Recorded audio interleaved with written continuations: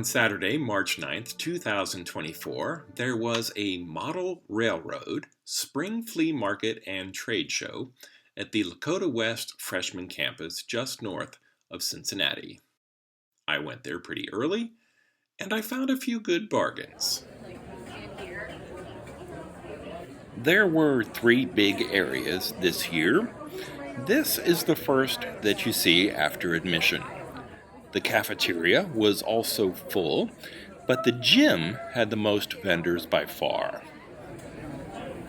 Nearly all of the freight cars on this table were $25 each and were offered by a hobby shop from northern Kentucky. Without the expense of overhead like rent and utilities, individual sellers who buy from estate sales or their own collections can usually do a little better on prices. I'm doing a little bit of foreshadowing here because I did end up buying a cheap boxcar and a few buildings, two of which were made by Plasticville. This is the cafeteria where I very nearly added to my collection of Amtrak. The seller and I have very similar tastes. I have a lot of this already, but I was tempted by the ABA set of Weaver E8s. $100 for 4 of the small Rail King passenger cars from MTH was also a really good deal. Amtrak and the Baltimore and Ohio are my two favorite railways, but this giant passenger set decorated for Chesapeake and Ohio also looked very sweet. I think I liked it because it's so similar to the B&O colors, but I really don't need to start collecting a new rail line.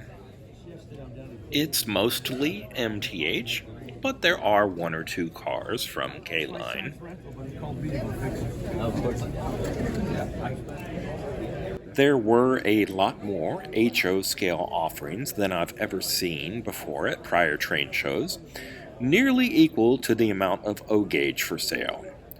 But I'm really just focusing on Lionel, MTH, Williams, and all the other compatibles here in this video today.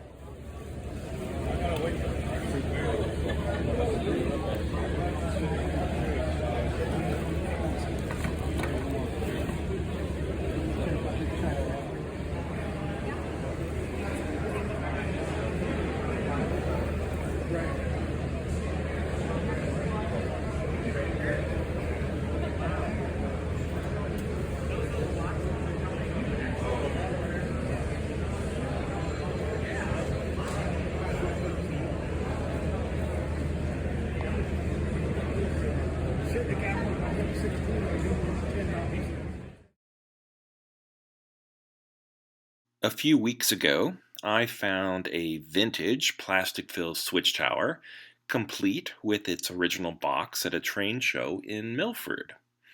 I have plans for modifying one of these, but this one is just too nice.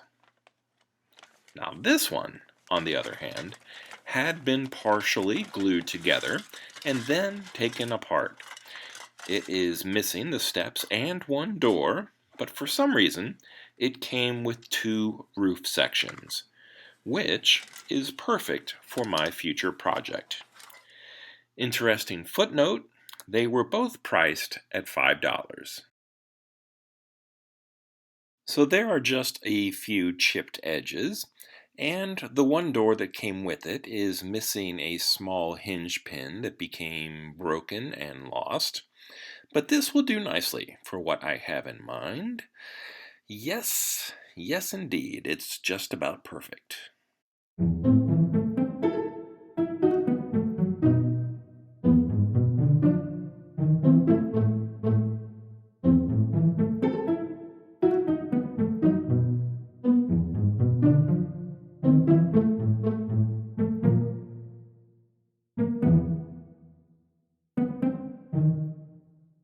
Here is a Lionel High Cube boxcar from 1978 that came with its original box. It was only $10, and the big flat areas on either side of the sliding door make it an ideal candidate for a repaint and fresh decals from my inkjet printer. I can't wait to paint over that light blue. $5 seems to be my sweet spot lately. I don't really need it, but I do love Plasticville's suburban station. I had one as a kid, and my grandpa helped me install a light bulb inside, which is probably just another reason why I like passenger cars. It's the interior lighting. Running trains in a darkened basement illuminated only by the locomotive, the passenger cars, and a few buildings is a really good memory for me. This one has everything, including the chimney and both little benches. Well, I guess almost everything. It is missing the two roof signs that say Plasticville, but I didn't want those anyway. If you've been watching my channel, then you'll know that I just finished customizing a Rico station from Lionel. That one was pre-built by an earlier owner, but despite a little wear and tear on the box, this one is brand new. It comes with the plastic parts molded in, I think, 5 different colors. Each bag is still sealed, and every part is still on its factory plastic sprue. And this kit was actually cheaper than the pre-built one that I bought used.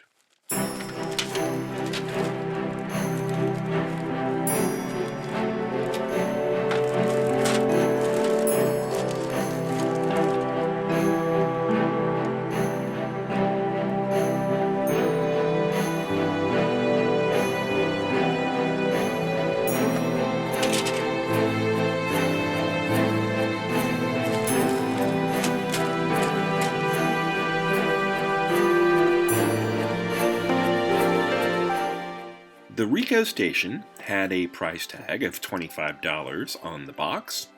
However, the seller did accept my offer of $20, so that was nice. A flea market isn't like a store with regularly stocked items, but I did go to this train show hoping to find 2 particular things. And I did. The switch tower and a new Rico station were on my wish list, and I was lucky enough to find them at really good prices.